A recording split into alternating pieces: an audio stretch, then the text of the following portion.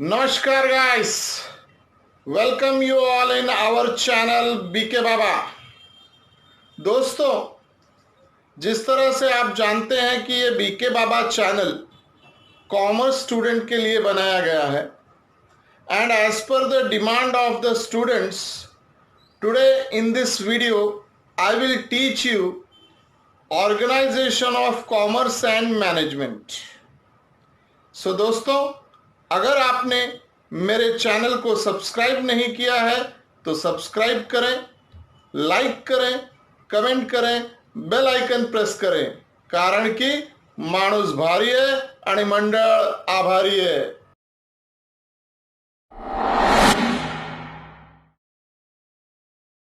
Students, today we are going to have this video on topic called Principle of Management. This is the first chapter for the HSC students 12th standard.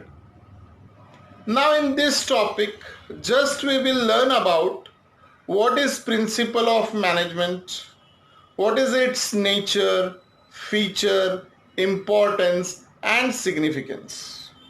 दोस्तों, यदि आपको principal of management ये chapter समझना है तो सबसे पहले हम प्रिंसिपल्स और मैनेजमेंट इन दोनों की मीनिंग को समझने की कोशिश करते हैं।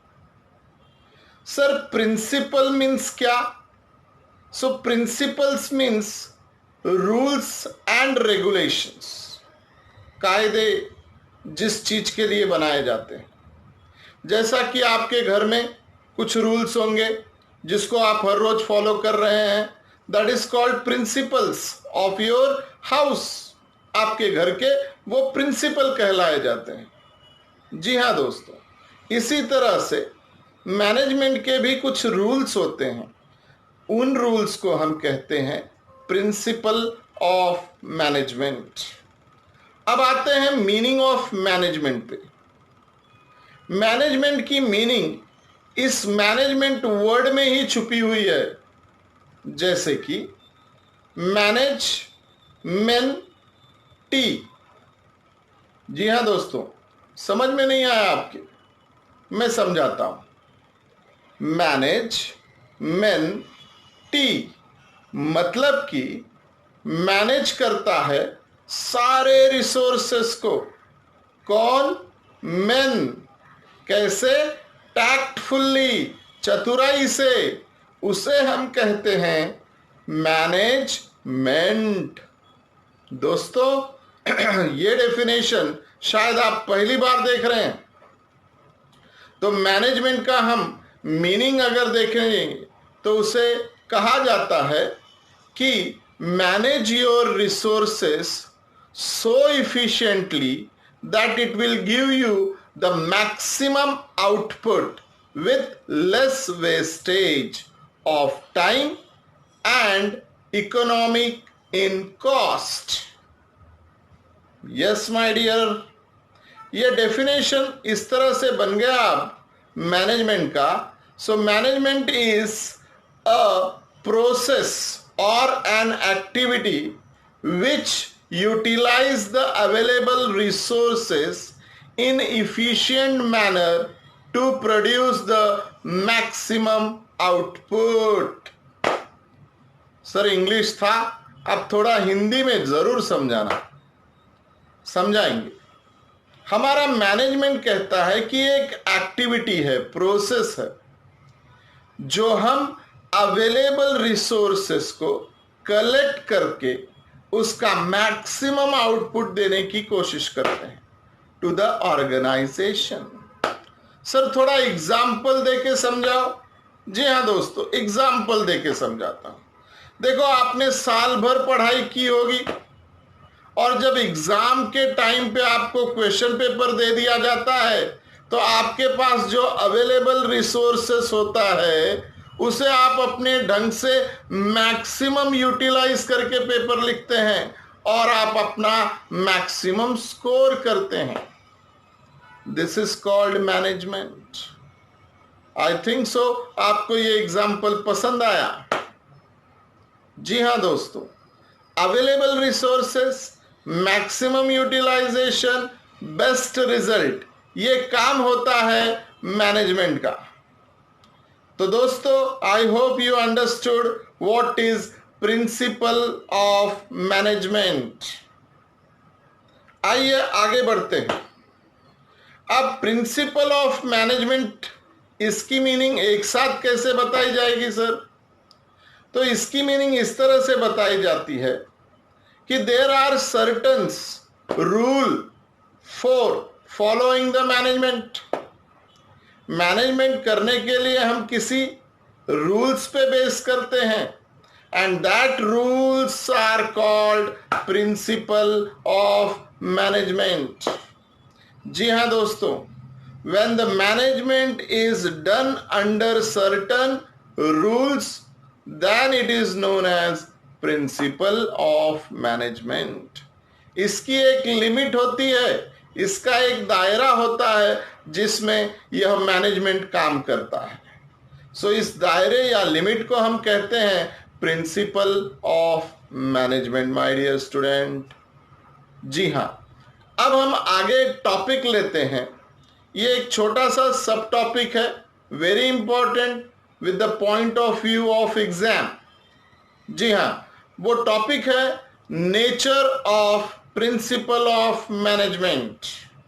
तो student, nature of principle of management means कि वो प्रिंसिपल ऑफ मैनेजमेंट किस तरह से बिहेव करता है, उसका नेचर क्या है, बिहेवियर कैसा होगा, इसके बारे में जानेंगे nature of principle of management में।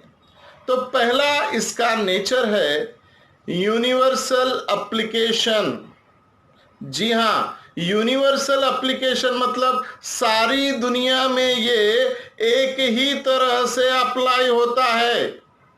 ऐसे नहीं कि इंडिया में दूसरा, यूएसए में दूसरे तरीके से, ऑस्ट्रेलिया में तीसरे तरीके से, जापान में चौथे तरीके से। न न न न न न, it should be universally applicable, everywhere it should be same, no change according to place और टाइम।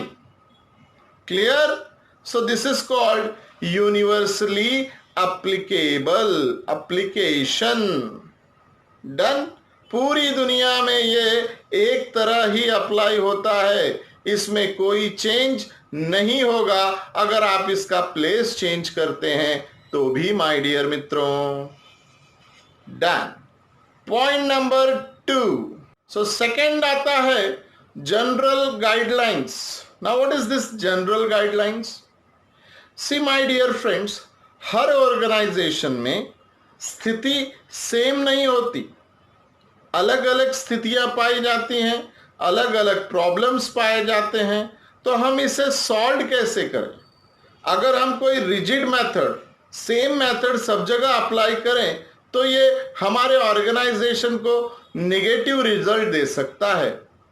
तो इसके लिए हमें क्या करना होगा कि हमारा जो जनरल गाइडलाइंस बोलता है कि आपको आपके प्रिंसिपल को फ्लेक्सिबल करना होगा, डिपेंड अपॉन द सिचुएशन।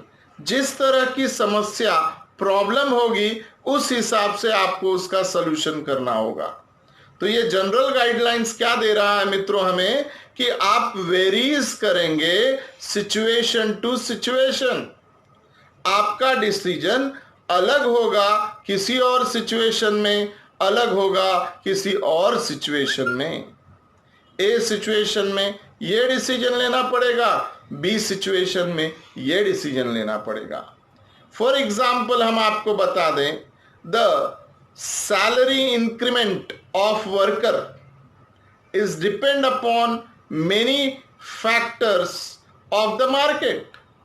तो हर कमोडिटी का मार्केट अलग होगा, तो आप ऑर्गेनाइजेशन को जो डिसीजन देंगे वो मार्केट के एक्स्ट्रा फैक्टर्स पे डिपेंड करेगा। इंटरनल फैक्टर्स होंगे, एक्सटर्नल फैक्टर्स होंगे, सारे फैक्टर्स को आप जोड़कर आप अपना डिसीजन देंगे। तो ये मार्केट हमेशा सेम नहीं होगा, हर प्रोडक्ट का मार्केट सेम नहीं होगा, तो this is called general guidelines की you have to be flexible in your decision. Hello friends, if you like this lecture, please subscribe our channel, like this, comment on that and press bell icon. BK Baba ka salam.